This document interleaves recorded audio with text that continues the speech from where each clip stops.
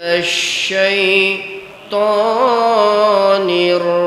الرجيم بسم الله الرحمن الرحيم وما خلقت الجن والإنس إلا ليعبدون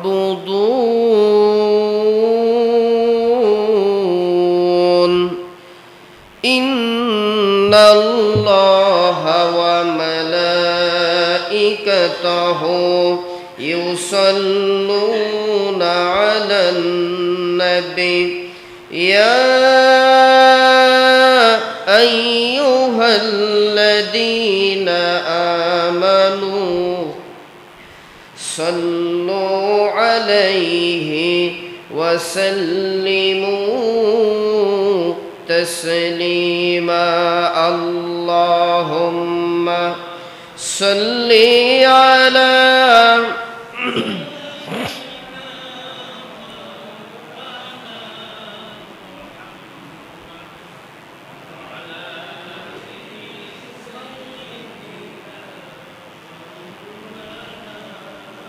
بلغ العلا بكماله كشف الدجى بجماله حسنت جميع خصاله صلوا عليه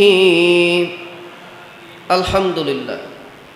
জুমুয়ার নামাজে আগত সুপ্রিয় মুসল্লিয়ান ইকরাম, বাড়িতে বসে থাকা মা ও বোনেরা, আসসালামু আলাইকুম ওয়া রাহমাতুল্লাহি ওয়া বারাকাতুহু। শুকরিয়া আদায় করছি মহান জাল্লা শানুহু তাবারাকা ওয়া তাআলার আলিশান দরবারে, যেই মহামনিব তাবারাকা ওয়া তাআলা আমাকে আপনাকে মুসলমানদের সাপ্তাহিক ঈদের দিন জুমুয়ার দিন জুমুয়ার সালাত আদায়ের লক্ষ্যে মসজিদে উপস্থিত করলেন। পাশাপাশি কোরআন ও হাদিস থেকে গুরুত্বপূর্ণ নসিহতমূলক কথা বলার ও শোনার যেই মাবুদ আমাকে আপনাকে তৌফিক দিবেন, তার গোলাম হিসাবে তার দেওয়া জবান দিয়ে কালিমাতু শুকর আদায় করে পড়ছি আলহামদুলিল্লাহ। যারা উপস্থিত আছেন একটু জবান ছেড়ে পড়ুন তো আলহামদুলিল্লাহ। দরুদ ও সালাম বিশ্বনেতা মুহাম্মদুর রাসূলুল্লাহ সাল্লাল্লাহু আলাইহি ওয়াসাল্লামের উপরে। আত্মার প্রশান্তি কামনা করছি যারা আমাদের মাঝ থেকে ঈমানের সাথে বিদায় নিয়েছেন। এই চেচুয়া জামে মসজিদের আওতাধীন যত মানুষ ঈমান নিয়ে অন্ধকার কবরে শায়িত আছে, হাজার হাজার টন মাটি বুকের উপরে নিয়ে, আল্লাহ তাআলা যেন তাদের কবরটাকে জান্নাতের বাগান বানিয়ে দেন। শাহাদত কামনা করি 2024-এর 5ই আগস্ট কেন্দ্র করে স্বৈরাচার ফ্যাসিবাদ পতনের জন্য যারা মানুষের হক প্রতিষ্ঠার জন্য যারা জীবন দিয়েছেন, আল্লাহ তাআলা যেন তাদেরকে তাদের রক্তকে শাহাদতের সর্বোচ্চ মাকাম দান করে দেন। তাদের রক্তের বিনিময়ে এই বাংলাদেশের আগামী রাষ্ট্র ব্যবস্থা যেন আল্লাহ তাআলা ইসলামী রাষ্ট্র ব্যবস্থা হিসেবে কবুল করে নেন, বলেন আমিন। সম্মানিত উপস্থিতি, আমি সূরা জারিয়া 56 নম্বর আয়াতে কারিমা তেলাওয়াত করেছি। এই নিয়ে আমরা কিছু কথা বলবো ইনশাআল্লাহ। আলোচ্য বিষয়ের মূল হেডলাইন হচ্ছে মহান রব্বুল আলামিনের ইবাদতের মাধ্যমেই ইহকাল ও পরকালের মুক্তি।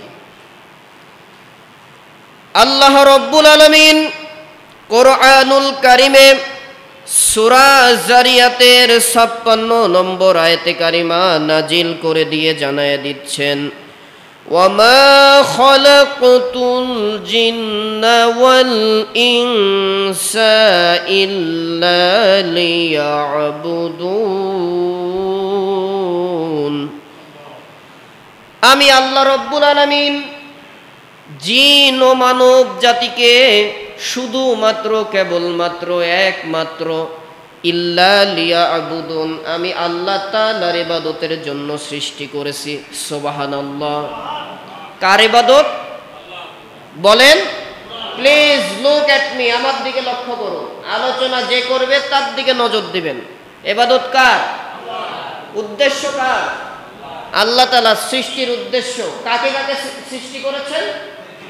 জিন জাতি ও মানব জাতি। তার মানে সূরা জারিয়াতের ৫৬ নম্বর আয়াতের আলোকে কিয়ামতে বিচার হবে জিন জাতি ও মানব জাতি। সম্মানিত উপস্থিতি, কেন আল্লাহ তাআলার ইবাদত করবেন মহান রব্বুল আলামিন? তার ইবাদতের গুরুত্ব নিয়ে তিনি নিজেই কোরআনুল কারিমে সূরা বাকারার ২১ নম্বর আয়াতে কারিমা নাজিল করে দিয়ে রব্বে কারিম বলেন, ইয়া আইয়ুহান নাসু উবুদু রাব্বাকুমুল্লাযী খালাকাকুম ওয়াল্লাযীনা মিন ক্বাবলিকুম লাআল্লাকুম তাত্তাকুন। ইয়া আইয়ুহান নাস, হে মানব সম্প্রদায়, তোমরা তোমাদের রবের ইবাদত করো। রবকে বলেন, রবকে আল্লাহ তাআলা। তিনি নির্দেশ দিচ্ছেন, ও মানব জাতি, তোমরা তোমার রবের ইবাদত করো যিনি তোমাদেরকে সৃষ্টি করেছেন। আমাদের সৃষ্টি করেছেন কে? আল্লাহর নাম বললে গোনাহ হতে পারে নাকি? এজন্য আসতে বলতেছেন। আল্লাহ নাম বলবেন মিনিমাম 40টা নেকি পাবেন। আল্লাহ নাম বলবেন 40টা গুনাহ আল্লাহ মাফ করে দেন। বলেন, সৃষ্টিকর্তাকে আল্লাহ তাআলা। তিনি নির্দেশ দিচ্ছেন এবং তোমাদের পূর্বে যারা ছিল তাদেরকেও তোমরা যাতে তাকওয়া অবলম্বন করতে পারো, আল্লাহ ভীতি অর্জন করতে পারো, এই জন্য ইবাদত করতে হবে কার? আল্লাহ তাআলা রব্বুল আলামিন। এরপরে বলেন, ইন্না হাযিহি উম্মাতুকুম উম্মাতাও ওয়াহিদাতাও ওয়া আনা রাব্বুকুম ফা'বুদুন। আল্লাহ রব্বুল আলামিন বলেন, নিশ্চয় তোমাদের এই জাতি, তোমাদেরকে এই জাতি তো একটা উত্তম জাতি, আর আমি তোমাদের রব, তোমরা আমার ইবাদত করো। আল্লাহ তাআলা সূরা আম্বিয়ার 92 নম্বর আয়াতে কারিমা নাজিল করে ডাইরেক্ট নির্দেশ দিলেন, ও আমার বান্দারা, তোমাদেরকে আমি আল্লাহ তাআলা এমন জাতি হিসেবে বাছাই করেছি, তোমরা শুধুমাত্র কেবলমাত্র একমাত্র ইবাদত আমি আল্লাহরই করতে হবে। নির্দেশনা কার? আল্লাহ তাআলা বলেন, কুনতুম খায়রা উম্মাতিন উখরিজাত লিন-নাস তা'মুরুনা বিল মা'রুফি ওয়া তানহাউনা আনিল মুনকার। আল্লাহু আকবার।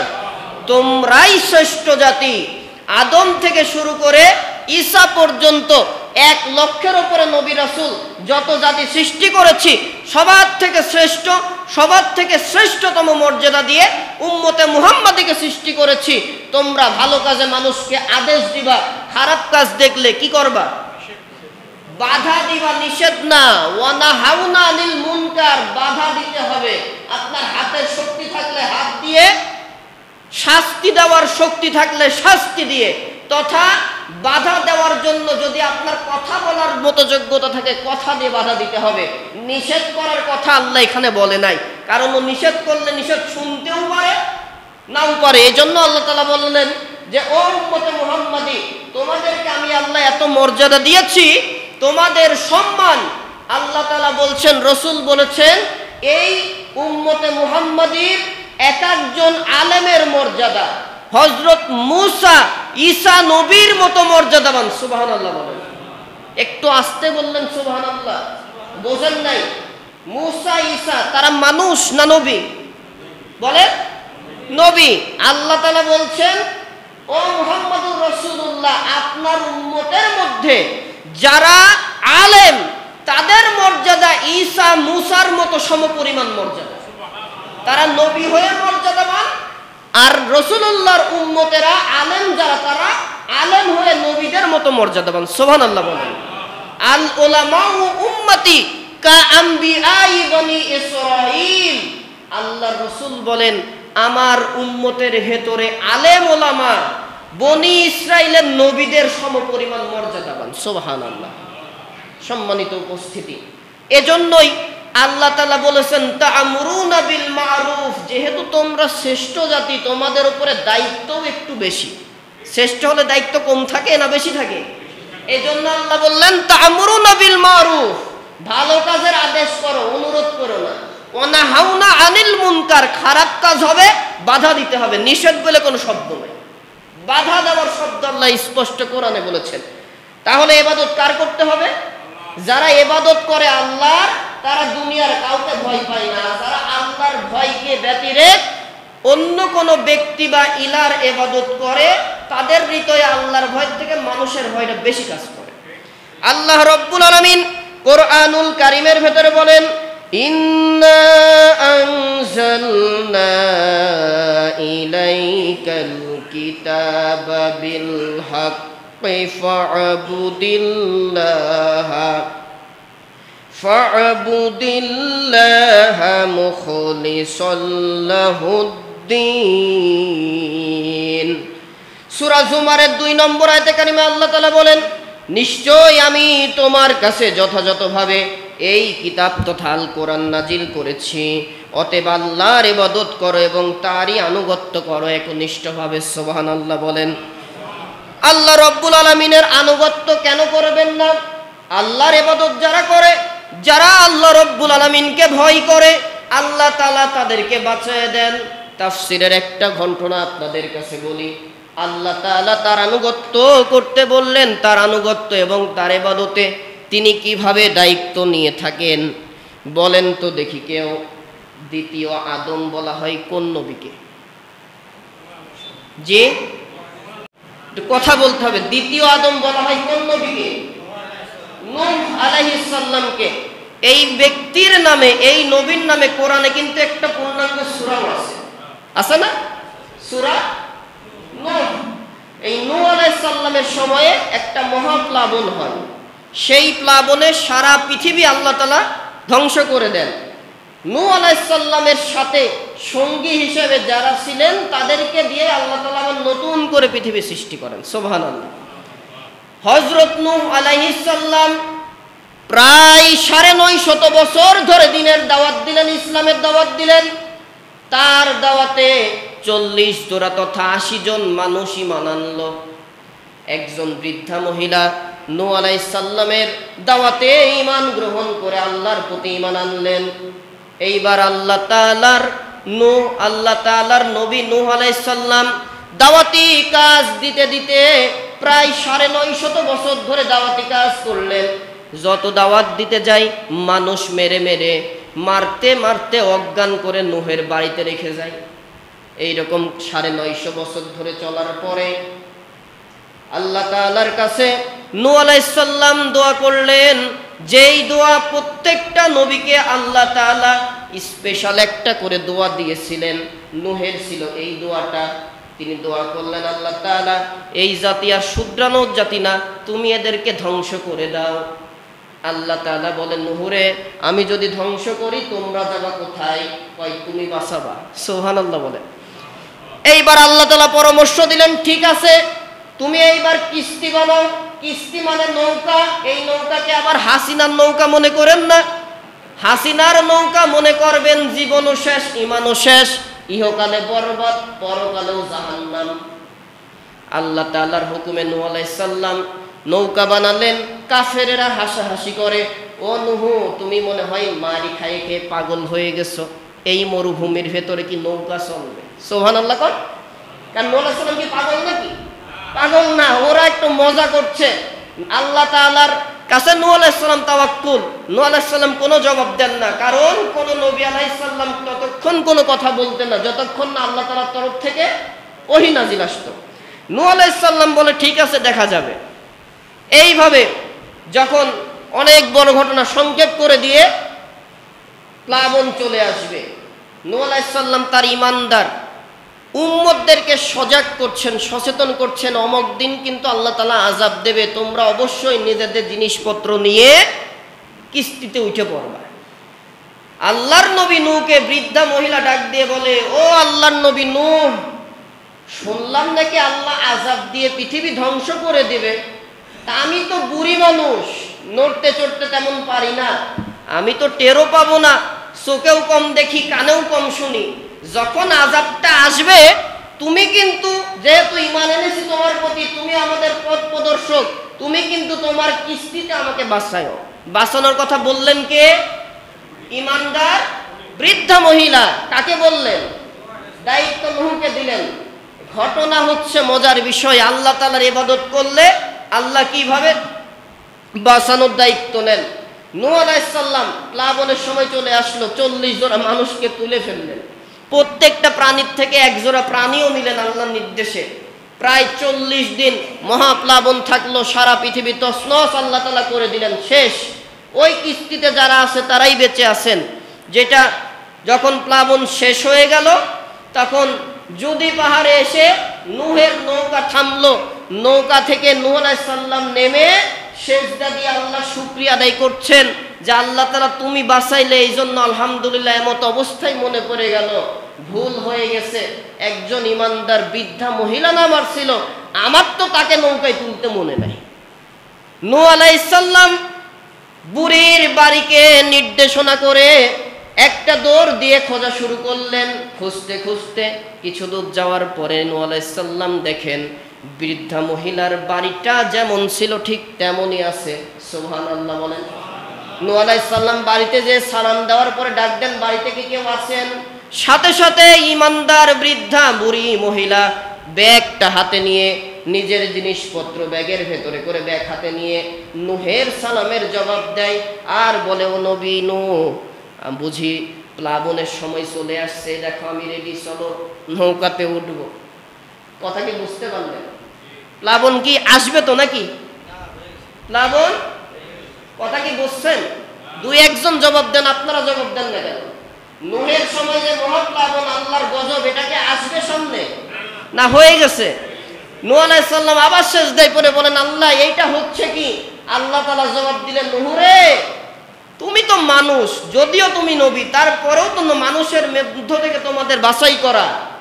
তুমি তোমার একটা উম্মতকে ভুল করতে পারো, আমার প্রতি যারা ঈমান আনে, আমি একটা ঈমানদার বান্দা বান্দীকেও আমার গজবের ভেতরে ফেলি না, তাদেরকে বাঁচানোর দায়িত্ব আমি আল্লাহ আরশ থেকে নিজে ফাইসালা করে দিই। সুবহানাল্লাহ। তাহলে আল্লাহ তাআলার উপরে ইবাদত করবেন একনিষ্ঠভাবে। এই জন্য আল্লাহ বলছেন, ফা'বুদিল্লাহা মুখলিসিনা লাহুদ্দিন। আল্লাহর ইবাদতের মাধ্যমে আল্লাহর একনিষ্ঠ আনুগত্য করো, এর মাধ্যমেই তোমাদের বিপদ থেকে আমি আল্লাহ বাঁচাইয়ে দেব। আল্লাহ রাব্বুল আলামিন বলেন, ওয়ামা উমিরু ইল্লা লিয়া'বুদুল্লাহা মুখলিসিনা লাহুদ্দিন হুনাফা ওয়া ইউকিমুস সালাতা ওয়া ইউতুজ যাকাতা ওয়া যালিকা দীনুল কাইয়্যিমা। আর তাদের নির্দেশ দেওয়া হয়েছিল যে তারা যেন আল্লাহর ইবাদত করে, তারই জন্য ইসলামকে প্রতিষ্ঠা করে, দ্বীনকে প্রতিষ্ঠা করে, আর সালাত কায়েম করে এবং যাকাত দেয়। আর এই কাজটা যারা করে তারাই সঠিক দ্বীনের ভেতরে আছে। সুবহানাল্লাহ বলেন। তাহলে ইবাদত কার করবেন? নির্দেশনা কার? আল্লাহ তাআলা বলেন, ফালিয়াবুদু রাব্ব হাযাল বাইত। অতএব তারা যেন এই কাবা ঘরের রবের ইবাদত করে। এখানেও আল্লাহর নির্দেশ। আল্লাহ বললেন ইবাদত কার করবেন? এজন্যই আমরা কোরআনুল কারীমে সূরা ফাতিহার ভেতরে চমৎকার করে আল্লাহ তাআলা শুরুতেই শিখিয়ে দিয়েছেন, যেই সূরা তেলাওয়াত না করলে কোনো নামাজ হয় না, সেই সূরার নাম কি? আল্লাহ তাআলা বলেন, আমাদের শিখিয়ে দিয়েছেন, ইয়্যাকা না'বুদু ওয়া ইয়্যাকা নাস্তাঈন। ও বান্দা বান্দি, শিখাই দিলাম, বলো ইয়্যাকা না'বুদু, আল্লাহ আমরা একমাত্র তোমারই ইবাদত করি, ওয়া ইয়্যাকা নাস্তাঈন, তোমার কাছেই সাহায্য প্রার্থনা করি। সুবহানাল্লাহ। তাহলে ইবাদত কার করবেন? যার ইবাদত করেন, যার কাছে চান। দুনিয়ায় কোনো পীরের কাছে আর কোনো দরগার কাছে কোনো ইমানদার যেতে পারে না। আরে পীর, দরগা, দুর্গা, মাজার যারা তৈরি করেছে, মানুষ হয়ে মানুষকে নিয়ে ব্যবসা করে নিজের পেট পূজা ছাড়া আল্লাহর ইবাদতের কোনো জায়গা এদের কাছে নাই। যারা প্রকৃতপক্ষে পীর তারা কোনোদিন মানুষের সেজদা নেয় না। যারা সেজদা নেয়, যারা পীরের ব্যবসা করে, মা বাবার খেদমত করে না, মা বাবাকে রাখে বৃদ্ধাশ্রমে। এমনও সন্তান আছে তাদের মা বাবা বৃদ্ধাশ্রমে যে থাকে আর নিজের স্ত্রী সন্তানদের নিয়ে ভালো মন্দ খেয়ে চলে। এই সমাজে নাই, অন্য কোথাও থাকতে পারে। এমনও সন্তান আছে মা বাবাকে কুড়ে ঘরে, গোয়াল ঘরের পাশে জায়গা দেয় আর নিজে 2-4 তলা বাড়িতে থাকে। আর উনি বছরে পীর সাহেবকে হাদিয়া দেওয়ার জন্য 1 ট্রাক গরু, লক্ষ লক্ষ টাকা পাঠায়। আরে ভাই, 1 ট্রাক গরু লাগে না, মা বাবাকে একটা আপেল দিয়ে খুশি করা যায়, আর পীরকে 5 কোটি টাকা দিয়েও খুশি করতে পারবে। আমি ভুল বললাম না? কথা ঠিক আছে? কারণ আপনি দেবেন 5 কোটি টাকা, উনি আরেকটা বড় মুরিদের কাছে 10 কোটি টাকা পাই বেশি খুশি হয়ে যায়। জীবনেও আপনি মানুষকে খুশি করতে পারবেন না, কিন্তু আল্লাহ তাআলাকে নিজেকে কোরবানি করে আল্লাহ তাআলার আইনে আত্মসমর্পণ করে খুশি করতে পারবেন। মা বাবাকে আপনার আয়ের একটা অংশ থেকে একটা আপেল কিনে তার সামনে ধরে খুশি করতে পারবেন। আর এই খুশিটা করতে পারলে আপনার জন্য আল্লাহ রিজিকের দরজা বাড়াই দেন, খুলে দেন। সুবহানাল্লাহ। তাহলে পীরের কাছে যাবেন আপনারা? না, যেতে পারেন। যারা প্রকৃত পীর তারা কোনোদিন আর নিজেদের পাবলিসিটি করে না।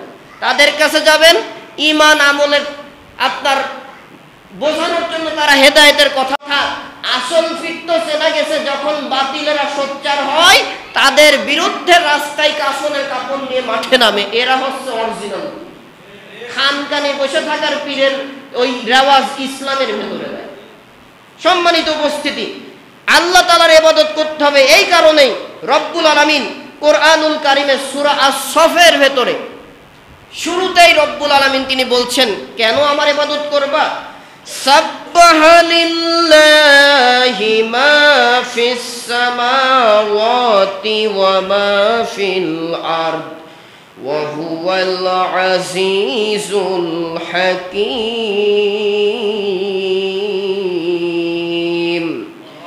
আকাশমণ্ডলীয় পৃথিবীতে যা কিছু আছে সমস্তই আল্লাহ তাআলার পবিত্রতা ঘোষণা করে, মহিমা ঘোষণা করে। কারণ সেই মহান রব্বুল আলামিন পরাক্রমশালী, প্রজ্ঞাময়। এজন্য ইবাদত কার করবেন? কেন আল্লাহ তাআলার ইবাদত করবেন না? আল্লাহ রব্বুল আলামিন কোরআনুল কারীমের ভেতরে তার ইবাদতের গুরুত্ব নিয়ে তিনি বলেন, বান্দা বান্দি কেন, ও মানব জাতি কেন আমি আল্লাহর ইবাদত করবা না? তোমাদের সমাজের সৃষ্টি আমি কম করি নাই, অসংখ্য অগণিত মাখলুক সৃষ্টি করেছি।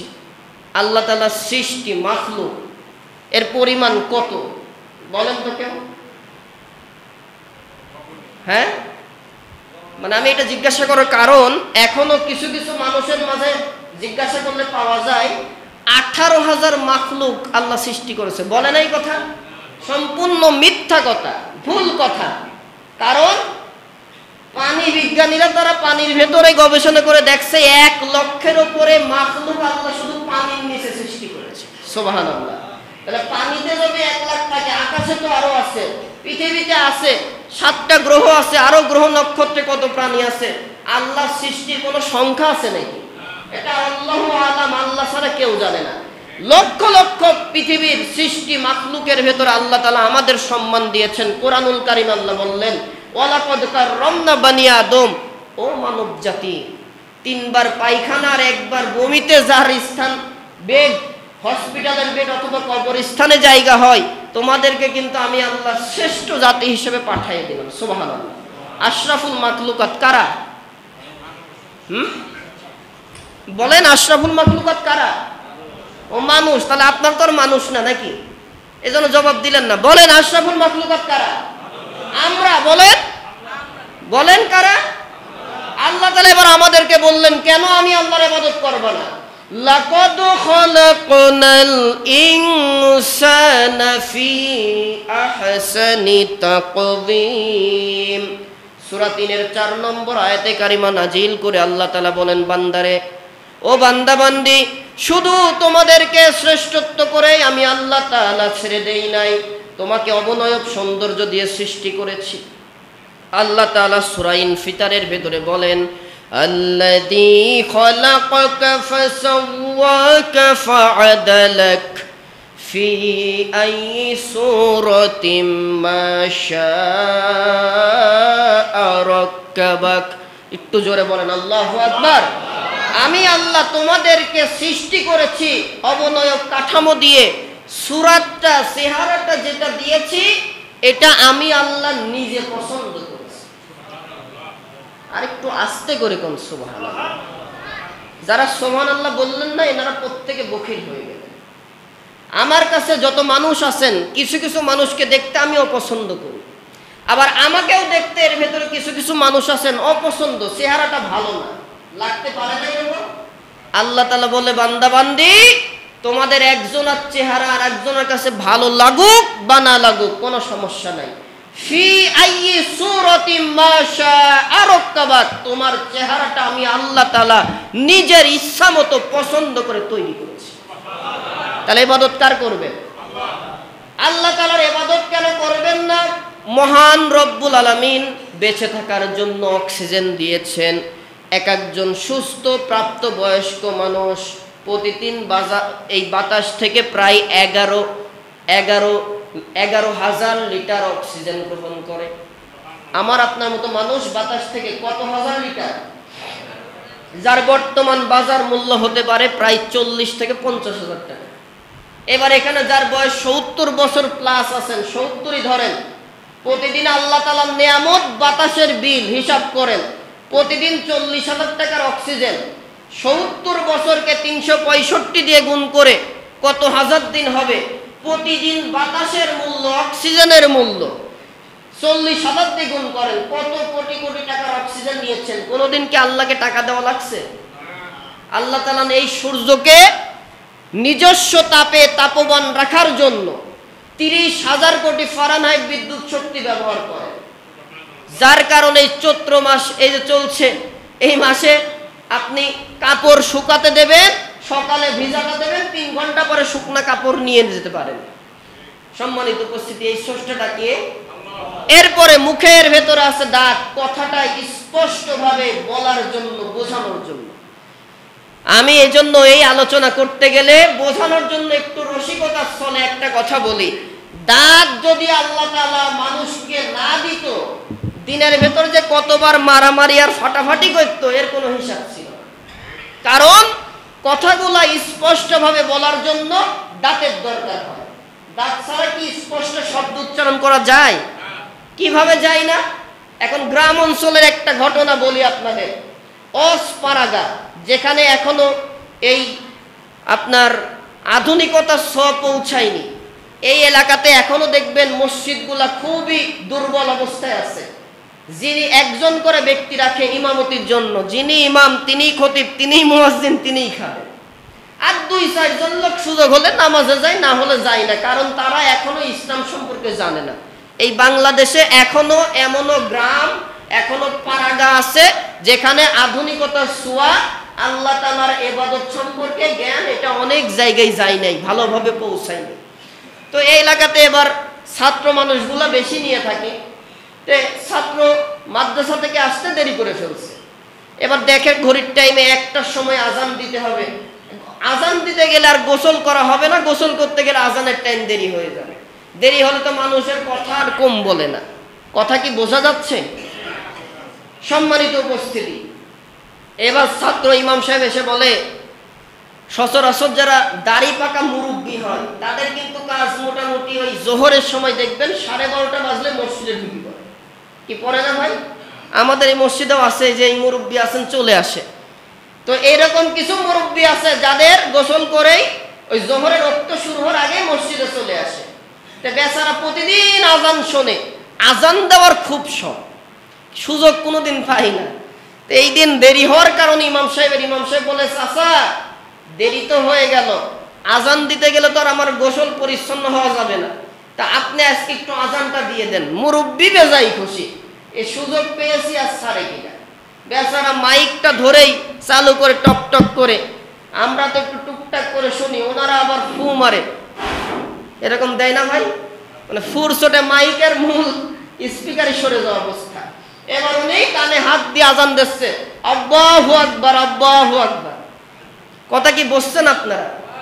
এইবার ইমাম সাহেব গোসল বাদ দিয়ে দ্রুত এসে মাইকের সুইচ বন্ধ করে বলে, চাচা প্রতিদিন আপনি নামাজের আগে আগে আসেন, ভাবলাম আপনি আজানটা পারেন, সম্মানে আজান দিতে দিলাম, আর আপনি আল্লাহ না বলে আব্বা ডাকেন কেন?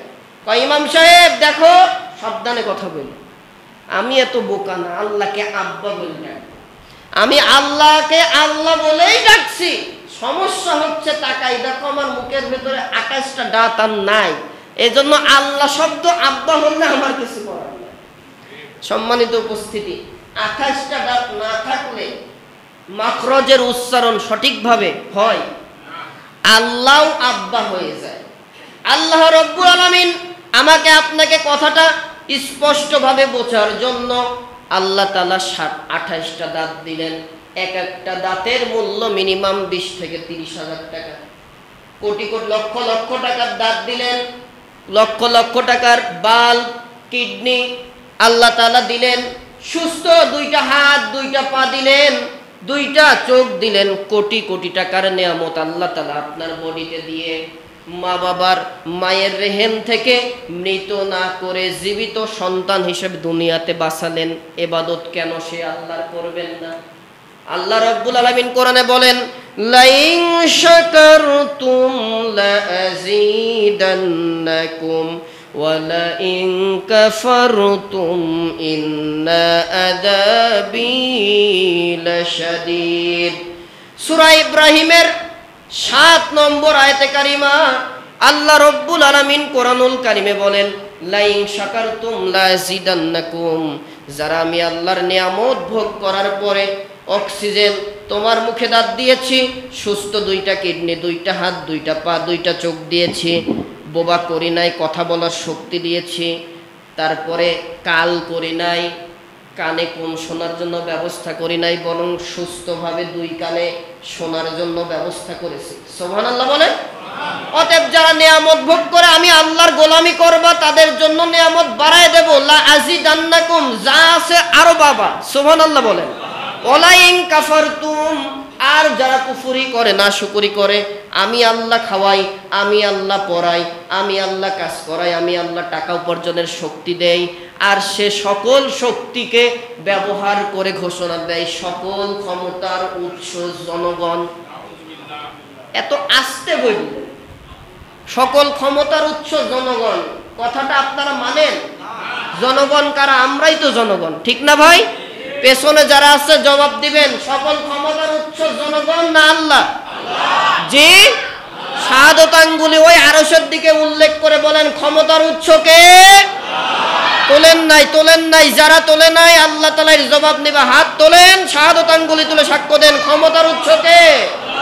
আল্লাহ রাব্বুল আলামিন কোরআনুল কারিমে 1 নম্বর আয়াতে কারিমা নাজিল করে বলেন, তাবারাকাল্লাযী বিয়াদিহিল মুলকু ওয়া হুয়া আলা কুল্লি শাইইন কাদির।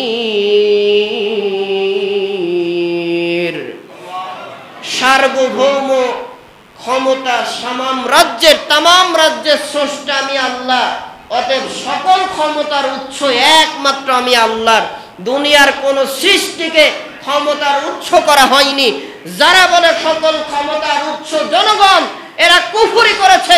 প্রত্যেকে কাফের, প্রত্যেককে ঈমান এনে মুসলমান হতে হবে, না হলে ও সুফি দরবেশ হয়ে যদি কাবা ঘরে গিয়েও মারা যায় আল্লাহকে জান্নাত দেবে না। স্পষ্ট কথা। ক্ষমতার উৎস কে? যারা জানেন না তওবা করে যান, মনে রাখবেন, তুবু ইলাল্লাহি তাওবাতান নাসুহা, ফিরে আসবেন তওবা করে আল্লাহর কাছে, আল্লাহ সম্মান বাড়াই দেবে।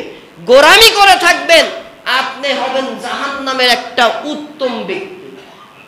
তাহলে ক্ষমতার উৎস কে? কেমন আল্লাহ তাআলার কুফরি করেছিল নমরুদ?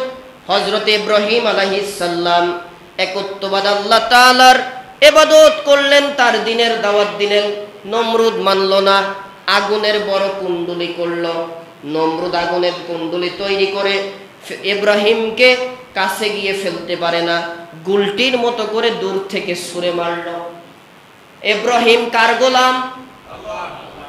বলেন তিনি কি শুধু নবী ইব্রাহিম নাকি? তার লকব কি? মুসলিম জাতির যারা ইব্রাহিমকে বাদ দিয়ে মানুষকে মানুষের পিতা বানাইছে এইগুলাও জাহেল, মূর্খ, জাহান্নামের কীট ছাড়া কিচ্ছু না। মুসলমানদের পিতা হযরত ইব্রাহিম আলাইহিস সালাম আল্লাহ কোরআনে দিয়েছে, এর বাইরে কোনো পিতা নাই। নিজের জন্মদাতা পিতা আর ইব্রাহিম আলাইহিস সালাম তিনি পিতা, এছাড়া আর কোনো জনক পিতা আছে নাকি?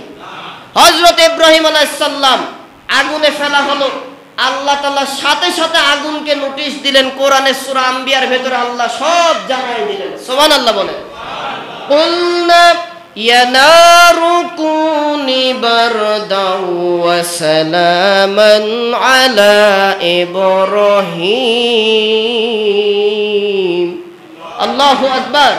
ও আগুন, আমার খলিল ইব্রাহিমকে তোমার ভেতরে নমরুদ ফেলছে, তুমি শান্তিদায়ক, সালামান বারদাও ওয়া সালাম, শান্তিদায়ক ঠান্ডা পরিবেশ তৈরি করে দাও। সুবহানাল্লাহ। মুফাসসির ইকরাম বলছেন আল্লাহ তাআলা যদি এখানে সালামটাকে বাদ দিয়ে শুধু বারদাও শব্দ দিতেন, আগুন এমন ঠান্ডা পরিবেশ তৈরি করত, ডিপ ফ্রিজে রাখলে যেমন বরফ হয়ে যায় কোনো জিনিস, ইব্রাহিমও বরফ হয়ে যেত। সুবহানাল্লাহ। বাঁচালেন কে?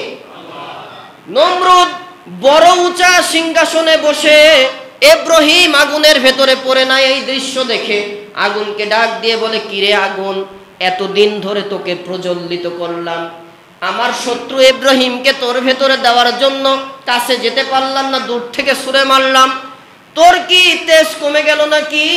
কেন তুই ইব্রাহিমকে পুরাস না? আল্লাহ তাআলা আগুন থেকে জবান খুলে দিলেন। সুবহানাল্লাহ বলেন।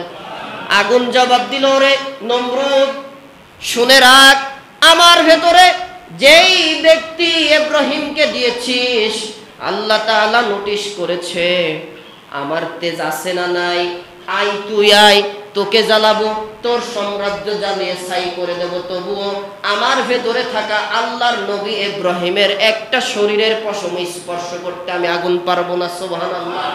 বাঁচালেন কে? আল্লাহর ইবাদত করলে আল্লাহ তাআলা বাঁচায়। আর এই নমরুদ ইবাদত করলো না, আল্লাহর নিয়ামত পেয়ে দুনিয়ায় চললো, আল্লাহ সর্বোচ্চ জায়গায় যাওয়ালো, এরপরে পাপের ভরা পূরণ হয়ে গেল, আল্লাহ ল্যাংড়া পঙ্গু মশা দিয়ে নমরুদকে দুনিয়ার থেকে বাইরে করে দিলেন। মসনবী বলা হয় হযরত ইউনূস আলাইহিস সালামকে। এই ইউনূস আলাইহিস সালাম একটা ভুল করে ফেললেন, আল্লাহ তাআলা তাকে বোঝানোর জন্য, ফিরে আসার জন্য তাকে মাছের পেটে দিয়ে দিলেন।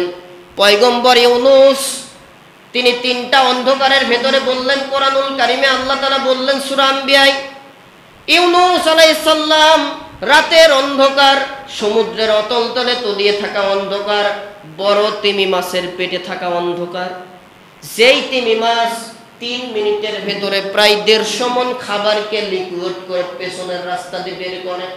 এই তিমি মাছের পেটের ভেতরে ইউনূস চলে গেল, আল্লাহ তাআলার কাছে তিনি সাহায্য চাইলেন। আল্লাহ তাআলার কাছে কি বলে সাহায্য চাইলেন? আল্লাহ কোরআনে সূরা আম্বিয়ার ভেতরে কোট করলেন। সুবহানাল্লাহ। আল্লাহ তাআলাকে বললেন, লা ইলাহা ইল্লা আনতা সুবহানাকা ইন্নী কুনতু মিনাজ জালিমিন। আল্লাহ আমি সাক্ষ্য দিচ্ছি তুমি ছাড়া কোনো মাবুদ নাই, ইল্লা আনতা ইন্নী কুনতু মিনাজ জালিমিন, আমি ইউনূস আমার নফসের উপরে জুলুম করে ফেলেছি। আল্লাহ এখন যেই বিপদে আমি ইউনূস পড়েছি, তুমি যদি না বাঁচাও পৃথিবীর কেউ বাঁচাতে পারবে না। ইউনূসের মতো মাছের পেটে গেলে বাঁচার সুযোগ ছিল? 150 মণ খাবার খাই প্রতিদিন, হজম করে কয় মিনিটে? কথা কয় না। তিমি মাছ কয় মিনিট লাগে হজম করতে? 3 মিনিট। লিকুইড করে পেছনের রাস্তা দিয়ে বাথরুম করে ক্লিয়ার করে। ইউনূস প্রায় 40 দিন থাকলো। আল্লাহ রাব্বুল আলামিন কোরআনুল কারিমে ইউনূসের ডাকের জবাব দিলেন, ফাস্তাজাবনা লাহু ওয়া নাজ্জাইনাহু মিনাল গাম্মি ওয়া কাযালিকা নুনজিল মুমিনিন। সূরা আম্বিয়ার ভেতরে আল্লাহ তাআলা বলেন, ইউনূস আমার নবী, মাছের পেটে চলে গেল পরীক্ষা দেওয়ার জন্য। ইউনুস পরীক্ষায় সফল। আমি আল্লাহর কাছে সাহায্য চেয়েছে, 1 সেকেন্ড দেরি করি নাই, সাথে সাথে মাছের পেটে আমি আল্লাহ নোটিশ করেছি। সুবহানাল্লাহ। সব খাবার মাছ হজম করে, ইউনুস হজম হয় না। 40 দিন পরে মাছ যখন তাকে কিনারায় ফেলে দিল উগরিয়ে, ইউনুসকে জিজ্ঞাসা করা হলো, ও আল্লাহর নবী ইউনুস, পৃথিবীতে কোন সময় আপনার কাছে বেশি ভালো লাগছে?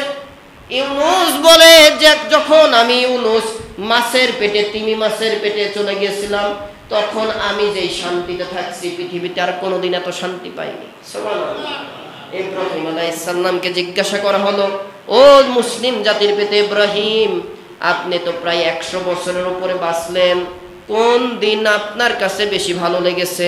বাবা ইব্রাহিম আলাইহিস সালাম জবাব দিয়েছিলেন, আমি সারা জীবনে অনেক কষ্ট করেছি, কিন্তু নমরুদের তৈরি করা আগুনে প্রায় 40 দিন আল্লাহ তাআলা আমাকে রেখেছিলেন।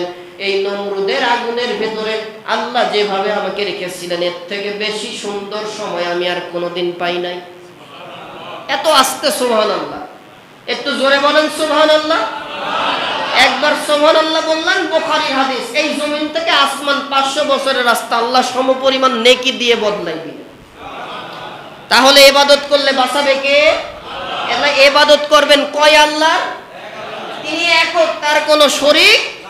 আল্লাহ তাআলা বলেন, লাউ কানা ফীহি মাআলিহাতুন ইল্লাল্লাহু লাফাসাদাতান। আসমান আর জমিনে যদি আমি আল্লাহ ছাড়া আর কোনো ইলা থাকতো, উভয় ধ্বংস হয়ে যেত। সুবহানাল্লাহ কোন। তাহলে মাবুদ কয়জন? তাহলে ইবাদত করবেন কার? তাহলে আল্লাহর ইবাদতটা কি? এই নামাজ পড়া যে আল্লাহর ইবাদত। নামাজ থেকে শিক্ষা, ইন্নাস সালাতা তানহা আনিল ফাহশাই ওয়াল মুনকার। নামাজ যেভাবে পাপাচার, অনাচার, দুরাচার থেকে বাঁচিয়ে রাখে, সেইভাবে আল্লাহ যা যা নিষেধ করেছেন সবগুলো থেকে বেঁচে থাকাও হচ্ছে আল্লাহর ইবাদত। যারা নামাজ পড়ে তারা কোনোদিন জিনা ব্যভিচার করে না, কোনোদিন তারা মা বাবাকে অপমান করে না, মা বাবাকে কষ্ট দেয় না, মা বাবাকে বৃদ্ধাশ্রমে পাঠাতে পারে না। যারা আল্লাহর ইবাদত করে তারা কোনোদিন মাদকের ব্যবসা করে না, মাদকের পেছনে ছুটতেও পারে না। মাদককে হারাম করেছেন কে? মাদক মানে মদ, জুয়া, নেশার যত বস্তু আছে সব হারাম। আল্লাহর রাসূল হাদিসে বলছেন, যেই জিনিস মাথাকে বিগড়িয়ে দেয়, তোমাকে নেশার ভেতরে ফেলে, সেই জিনিসটাই হারাম। সেটা করা অপচয়। যারা এইগুলা করে দুনিয়া ও আখিরাতে তারা দুইজনই ধ্বংস হবে, তাদের জন্য স্থায়ী হবে জাহান্নাম। বর্তমান সমাজে মাদকের গাঁজা বলেন, ইয়াবা বলেন, ফেন্সিডিল বলেন, তারপরে বড়ি বলেন, সবগুলোর জন্য আর যুবকদের টার্গেট নেই। যুবকেরা এর ভেতরে ব্যবসার সাথে, নেশার সাথে জড়িত হয়ে যায়। ও যুবক, আপনারা ভুলে গেলেন আল্লাহর রাসূল কত সম্মান আপনাদের দিলেন। সম্মানিত উপস্থিতি, আল্লাহর রাসূলের যুবক সাহাবী, নাম তার হযরত জারির বিন আব্দুল্লাহ। আল্লাহর রাসূল একদিন মসজিদে নববীতে এইভাবে আলোচনা করছেন, ওয়াজ করছেন, নসিহতের কথা বলছেন। জারির বিন আব্দুল্লাহ গেটের কাছে এসে জায়গা পাইল না বসার, দাঁড়িয়ে দাঁড়িয়ে দরজার সাথে হেলান দিয়ে নবীর কথা শুনে। আর খরমা, খেজুর শুকনা যেটা, ওটাকে খরমা বলা হয়, চাবাচ্ছে আর নবীর কথা শুনে। আল্লাহ রাসূল ওয়াজের ফাঁকে এক ফাঁকে জারিরের দিকে চোখের পলক পড়ল। আল্লাহর নবী, বিশ্ব নবী ওয়াজ করাকে থামিয়ে দিয়ে জারিরকে ডাক দিয়ে বললেন, ও যুবক সাহাবী জারির, বসার জায়গা পাও নাই, সমস্যা নাই। নবীর ঘাড়ে রুমাল ছিল, রুমালটা জারিরের দিকে ছুঁড়ে ফেলে দিলেন আর বললেন, জারির গো, নাও আমি রাসূলের রুমালটা নাও, রুমাল পেতে বসে যাও। সুবহানাল্লাহ বলেন। জারির দোয়া করলো, আকরামাকাল্লাহ কামা আকরামতানি ইয়া রাসূলুল্লাহ।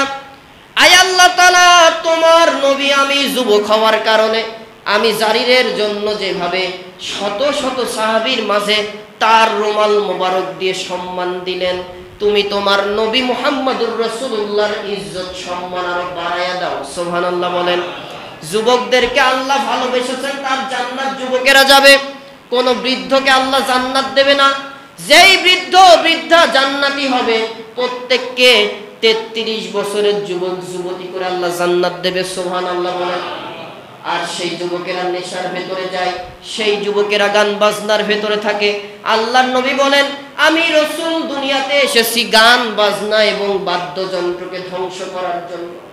আর আজকে আমাদের বিবাহ অনুষ্ঠান, খাতনার অনুষ্ঠান, ঈদের অনুষ্ঠান, কোন অনুষ্ঠানই জায়েজই হয় না বিয়ে গান বাজনা ছাড়া। ভুল বললাম নাকি? ঠিক আছে। আল্লাহ তাআলা নিষেধ করলেন গান বাজনা করা যাবে না, আর আপনার গান বাজনা ছাড়া ভালো লাগে না, আপনি তো মুনাফিক হয়ে গেছেন। রাসূলের হাদিস, যারা গান বাজনা করে বাদ্যযন্ত্রের মায়া ছাড়তে পারে না, ও যত মুসলমান দাবি করুক সে মুনাফিক। আর মুনাফিকের স্থান ইন্নাল মুনাফিকিনা ফিদ দারকিল আসফালি মিনান নার, সূরা নেবে তাদের স্থান। আজ গান বাজনা করেন কোন লজ্জায়? যেই কান দিয়ে বাদ্যযন্ত্র শুনতেছে আল্লাহ তাআলা ওই কানে জাহান্নামের সীসা ঢালাই করবে। আল্লাহর রাসূলকে মেরাজে নিয়ে আল্লাহ তাআলা এগুলো সব দেখিয়েছেন। গান বাজনার সাথে মুসলিমের সংস্কৃতি নাই, এটা অন্য কোন ধর্মের মানুষ করতে পারে, আমাদের না। ওলামা একরাম একটা মাসালাতে স্পষ্ট মতবাদ, যদি কোনো মুসলমানের বিবাহ অনুষ্ঠানে, সম্মানিত এলাকাবাসী, আমার প্রিয় চেচুয়ার এলাকাবাসী শুনে রাখেন, যদি কোনো মুসলমানের বিবাহ অনুষ্ঠানে গান বাজনা বাজে, ওই বিবাহ অনুষ্ঠানই বৈধ না। নাউজুবিল্লাহ বলে। আমার কথা, বাংলাদেশের গ্রহণযোগ্য ওলামা একরামের ফিকহ ইজমা কিয়াস করে মন্তব্য মাসালা দিয়েছেন, গান বাজনা যেহেতু আল্লাহ হারাম করেছেন, রাসূল হারাম করেছেন, এই জন্য কোনো মুসলমান গান বাজনা বাদ্যযন্ত্রের কাছে যাবে না। ইসলামী সংস্কৃতিকে লালন করেন, গান বাজনা কেন শুনবেন? যেই বিয়ের অনুষ্ঠানে গান বাজনা বক্স ডিজে পার্টি লাগে, ওটা তো জায়েজই নাই। অতএব আপনার টাকা দিয়ে আপনার ছেলে মেয়ে, সে নিজেও জাহান্নামে যাবে, আপনাকেও জাহান্নামে নেবে। বেঁচে থাকা দরকার আমাদের, থাকবো তো ইনশাআল্লাহ। এলাকায় গান বাজনা বন্ধ, আর কেউ এটাকে নতুন করে সৃষ্টি করতে যাবেন না, তাহলে আপনি নিজে জাহান্নামে যাওয়ার জন্য দরজা খুলে দেবেন। আল্লাহ তাআলা হেফাজত করুক, বলেন আমিন। সম্মানিত উপস্থিতি, জুমা আসলে আপনাদের সাথে সুযোগ হয় না, ঈদের পরে আপনাদের ইমাম সাহেব না থাকার কারণে সুযোগ হলো। তো চাচা অবশ্য আজকে সকালে বলছেন কি আজকে কুইজ থাকবে। তো আমি আসলে আমার আলোচনায় প্রথম আলোচনার উপরে প্রশ্ন উত্তর করে মুসল্লিদের কাছে কুইজ, বাংলাদেশে আমি প্রথম এইটা করে এই যে গিফট দিই বই, আজকেও সেটা থাকবে। ভালো করে শোনেন, উন্মুক্ত সবার জন্য আলোচনা থেকে কোন নবীকে আল্লাহ তাআলা আগুন থেকে বাঁচিয়েছিলেন কে বলতে পারবেন? আগে হাত তুলবেন, প্রশ্নগুলো আগে শেষ হয়, তারপরে সেই নবীর লকবটা বলা লাগবে, নবীর নাম, নবীর লকব, আর কার প্রজ্বলিত আগুন থেকে।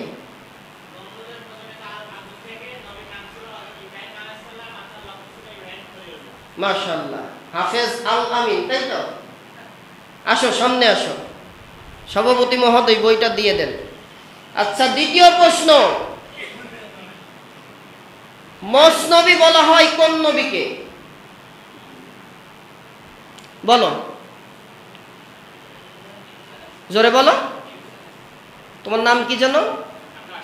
আকাশ। হযরত ইউনূস আলাইহিস সালামকে মসনবী, মাছের পেটে ফেলার কারণে মসনবী বলা হয়। কতদিন ছিলেন পেটের ভেতরে? 40 দিন। মাশাআল্লাহ। আচ্ছা, তৃতীয় প্রশ্ন, এটা একটু শক্ত হবে। আরবি সন গণনাকে কি বলা হয়?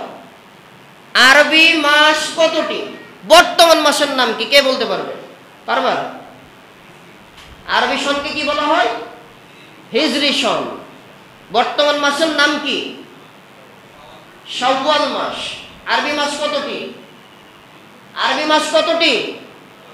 মাশাআল্লাহ, 12টি নাম বলা যাবে? জি, দিয়ে দেন 12টি মাস। এই প্রশ্নটা কেন করলাম? আরবি মাসের গণনা করা ফরজে কেফায়া ইবাদত। জানাজার নামাজ কি ইবাদত বলেন তো? কথা বলেন না। জানাজার নামাজ কি? ফরজে কেফায়া। ঠিক, আরবি মাসের গণনা, হিজরি সনের গণনা করা ফরজে কেফায়া ইবাদত। এই এলাকার কোন না কোনো ব্যক্তিকে করতে হবে, না হলে এইটা তরকের গুনাহগার হতে হবে। আল্লাহ তাআলা যেন আমাদেরকে কবুল করেন, বলেন আমিন।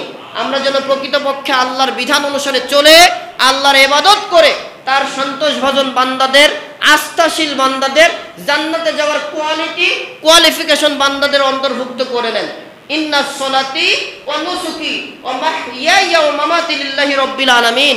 আমাদের নামাজ, আমাদের কোরবানি, আমাদের জীবন, আমাদের মৃত্যু যেন আমরা আল্লাহর বিধান, রসুলের দেখানো পথের আলোকে চলে জীবনে গুনাহ মাফ করে আল্লাহ তাআলা যেন জান্নাতে যাওয়ার তৌফিক আমাদের দান করেন, বলেন আমিন।